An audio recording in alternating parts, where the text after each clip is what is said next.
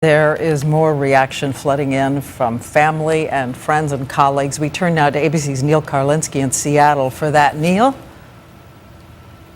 Diane, I can tell you I've been speaking with Apple employees tonight, and even though they knew this day was coming, they've been simply stunned. They shared with me a statement from Steve Jobs' family. It says in part, Steve died peacefully today, surrounded by his family.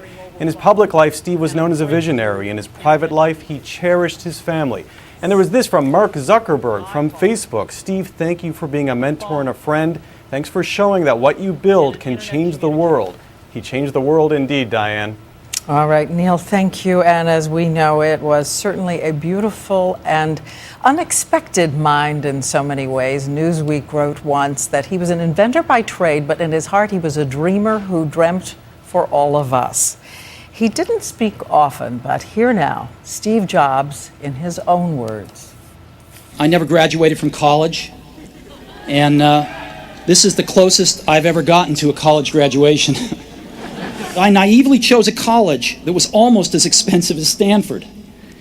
And all of my working class parents' savings were being spent on my college tuition. So I decided to drop out and trust that it would all work out okay.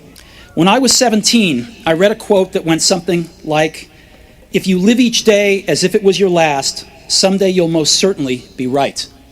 I've looked in the mirror every morning and asked myself, if today were the last day of my life, would I want to do what I am about to do today? And whenever the answer has been no for too many days in a row, I know I need to change something. Remembering that you are going to die is the best way I know to avoid the trap of thinking you have something to lose. You are already naked. There is no reason not to follow your heart. A few years ago, you gave a commemoration speech at Stanford to the graduating class. Now, a few years later, and a couple years wiser, would you add anything else to that speech that you gave a couple years ago?